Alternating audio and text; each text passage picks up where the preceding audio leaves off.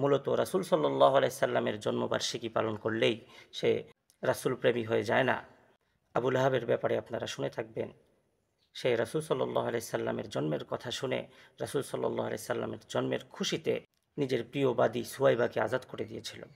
কিন্তু এর কারণেই সে রাসূল প্রেমী হয়ে যায় নাই, বরং আল্লাহ রাব্বুল আলামিন তার ব্যাপারে বলেছেন, তাব্বাত ইয়াদা আবি লাহাব, আবি লাহাব ধ্বংস হয়ে যাক।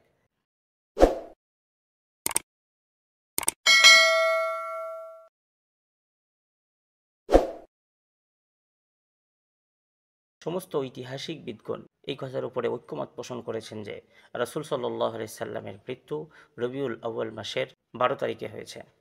সুতরাং আমরা যদি মেনেও নেই যে রাসূল সাল্লাল্লাহু আলাইহি সাল্লামের জন্ম 12ই রবিউল আউয়ালে হয়েছে, তাহলে বিষয়টি কি দাঁড়ালো? রাসূল সাল্লাল্লাহু আলাইহি সাল্লামের জন্ম, রাসূল সাল্লাল্লাহু আলাইহি সাল্লামের মৃত্যু উভয়টিই 12ই রবিউল আউয়ালে হয়েছে। এখন আপনি কি করবেন? রাসূল সাল্লাল্লাহু আলাইহি সাল্লামের জন্মের কারণে উল্লসিত হবেন, নাকি রাসূল সাল্লাল্লাহু আলাইহি সাল্লামের মৃত্যুর কারণে দুঃখিত এবং ব্যথিত হবেন?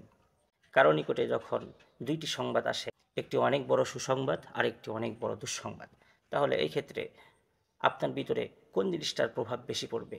দুঃসংবাদটার প্রভাব বেশি পড়বে নাকি সুসংবাদের প্রভাবটা বেশি পড়বে?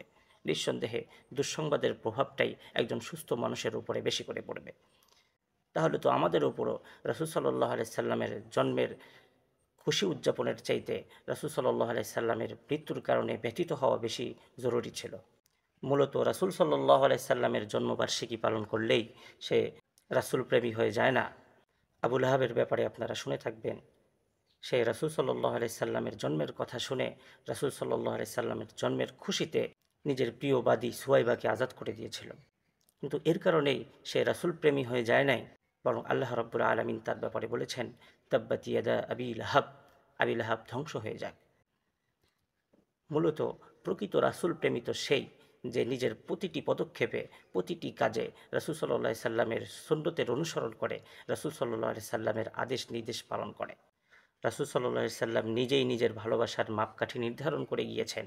রাসূল সাল্লাল্লাহু আলাইহি সাল্লাম বলেছেন, মান আহাব্বা সুন্নতি ফাকাদ আহাব্বানি ওয়া মান আহাব্বানি কানা মাই ফিল জান্নাহ।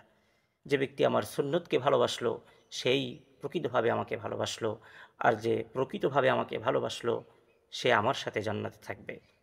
এজন্যই তো কোনো এক আরবের কবি বলেছেন, লাউ কানা হুব্বুকা সাদিকান লা আতা'তাহু লিআন্নাল মুহিব্বা লিমান ইউহিব্বা মুতিউ।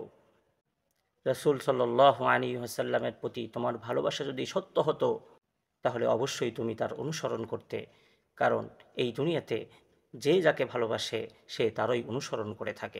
আল্লাহ রাব্বুল আলামিন আমাদেরকে প্রকৃত রাসূল প্রেমী হওয়ার তৌফিক দান করেন। ওয়া আখিরু দাওয়ানা আনিল হামদুলিল্লাহি রাব্বিল আলামিন।